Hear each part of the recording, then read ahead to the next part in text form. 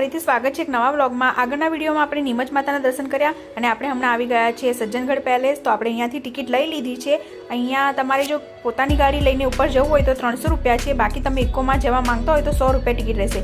પણ અહીંયા ગાડી કમ્પ્લીટ આવડવી જોઈએ, કેમ કે ઉપર ચડવાનું રહેશે, એટલે ગાડી તમને આવડતી હોય તો જ ગાડી લઈને સાહસ કરજો ઉપર।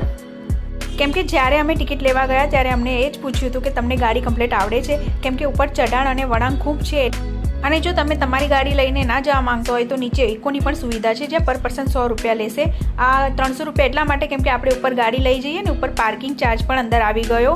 અને જો તમારે મોન્સૂન પેલેસ જોવું હોય તો એની 150 રૂપિયા પર પર્સન ટિકિટ છે, તે પણ આપણે નીચેથી લઈ લીધી છે। તો ફ્રેન્ડ્સ, આપણે હમણાં ઉપર ચડી રહ્યા છે। હજુ એટલો વળાંક ને ઢાળ નથી આવ્યો, જેમ આગળ જઈશું એમ તમને હું આખો રસ્તો બતાવી રહી છું।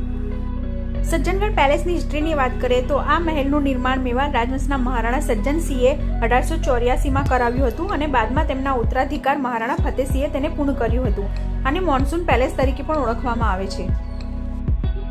અને આ મહેલ બનાવવા પાછળનો મુખ્ય ઉદ્દેશ ચોમાસાના વાદળોનું અવલોકન કરવાનો હતો, તેથી તેને મોન્સૂન પેલેસ કહેવાયું। તે પહાડની ટોચ પરથી તેમના પૂર્વજોના નિવાસસ્થાન ચિત્તોડગઢને જોવા માટે પણ બનાવવામાં આવ્યો હતો। આ પેલેસ ઉદયપુરમાં બાંસરા ટેકરી પર આવેલું છે અને અહીંથી ફતેસાગર તળાવ, ઉદયપુરના મહેલો અને આસપાસના ગ્રામ્ય વિસ્તારોના દ્રશ્યો ખૂબ સરસ જોવા મળે છે। તો આપણે હમણાં ઉપર ચડી રહ્યા છીએ ને તમે રસ્તો જોઈ રહ્યા હશો ફ્રેન્ડ્સ, કેટલો સાંકડો રસ્તો છે અને બાજુમાં ખાઈ છે, એટલે એકદમ આરામથી અને ધીમે રીતે ગાડી ચડાવી રહ્યા છીએ અમે ઉપર। પણ ખૂબ સરસ લાગી રહ્યું છે, એકદમ આજુબાજુ પહાડ છે અને જંગલ જેવું લાગી રહ્યું છે।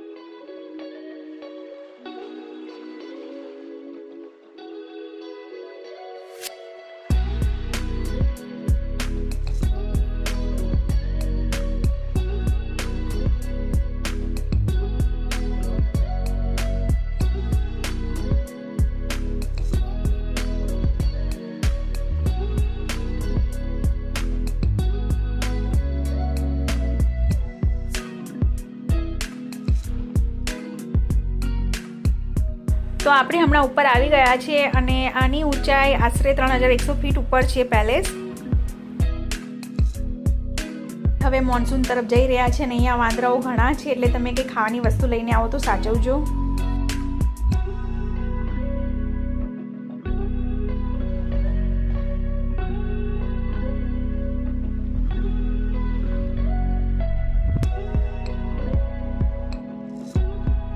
અને અહીંયા બોર્ડ પર સજ્જનગઢની હિસ્ટ્રી પણ લખેલી છે, જે તમે વાંચી પણ શકો છો।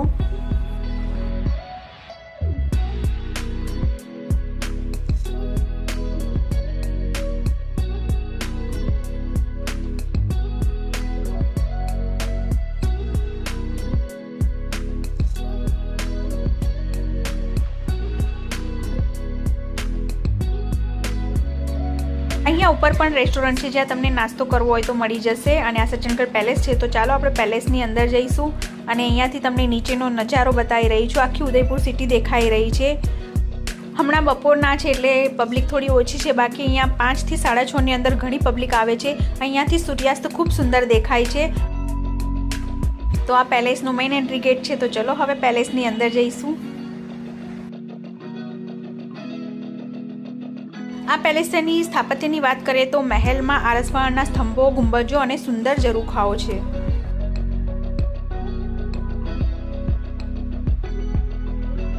અને બપોર છે તો પણ તમે પબ્લિક જોઈ રહ્યા છો, ઘણી પબ્લિક આવી છે અને અહીંયા ખૂબ સરસ સુંદર મ્યુઝિક વગાડી રહ્યા છે।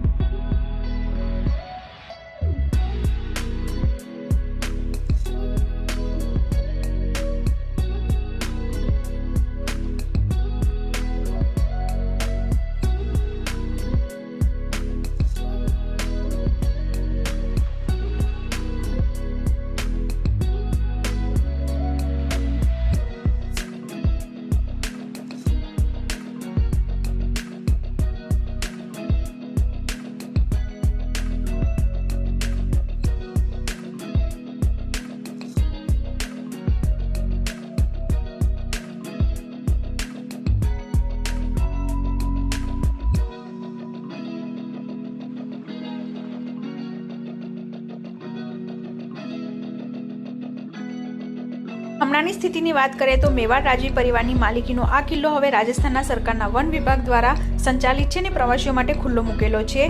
પ્રવાસીઓ ખાસ કરીને સાંજના સમયે સૂર્યાસ્ત જોવા માટે અહીં વધારે આવે છે.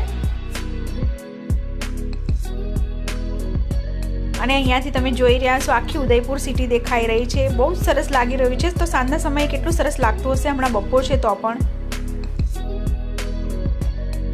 તો આપણે હમણાં નીચે જઈ રહ્યા છીએ અને ફ્રેન્ડ્સ આ સ્થળ તેના સુંદર નજારાઓ અને ઐતિહાસિક મહત્વ માટે ઉદયપુરનું એક મુખ્ય પ્રવાસન આકર્ષણ છે. જો તમે અહીંયા આવો તો સાંજના સમયે આવજો, વધુ સારું રહેશે કેમ કે સૂર્યાસ્ત ખૂબ સરસ રીતે તમને જોવા મળશે. અને અહીંયા આવો તમે તમારી ગાડી લઈને આવો તો અહીંયા સ્પીડ લિમિટ રાખીને જ ગાડી ચડાવજો અને ઉતારજો કેમ કે રસ્તો સાંકડો છે અને વળાંક ને ઢાળ પણ ખૂબ છે અને સામેથી ગાડીઓ પણ ઘણી આવતી હોય છે અમુક વાર. તો સ્પીડ લિમિટ રાખીને ચલાવશો તો વધુ સારું રહેશે.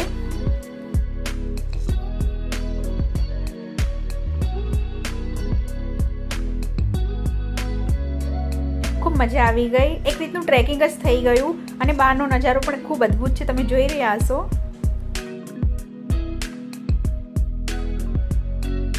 અને ફ્રેન્ડ્સ આપણે જ્યાંથી ટિકિટ લીધી ત્યાં વાઇલ્ડ લાઈફ સેન્ચ્યુરી પણ છે સજ્જનગઢ. જો તમે એ જોવા માંગતા હોય તો તેની પણ અલગથી ટિકિટ રહેશે. અમે એ જોવા નથી ગયા કેમ કે બપોરનો સમય છે એટલે શાયદ પ્રાણીઓ જોવા મળે ના મળે.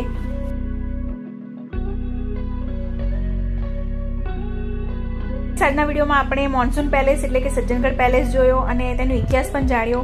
વિડીયો ગમ્યો હોય તો લાઇક કરજો અને શેર કરજો.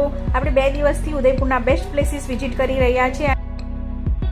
ઉદયપુરના બેસ્ટ પ્લેસીસ વિઝિટ કરવા માટે 2 દિવસ તો કમ્પ્લીટ જોઈએ. આજે અમારો ઉદયપુરમાં 3જો દિવસ છે અને હમણાં અમે જઈ રહ્યા છીએ જ્યાં અમે 2 નાઇટ માટે સ્ટે કરેલો છે, વસંતકુંજ રિસોર્ટ. અને એ રિસોર્ટ મને ખૂબ ગમી ગઈ છે. એકદમ નેચરમાં છે, એકદમ વાતાવરણ એકદમ શાંત વાતાવરણમાં છે.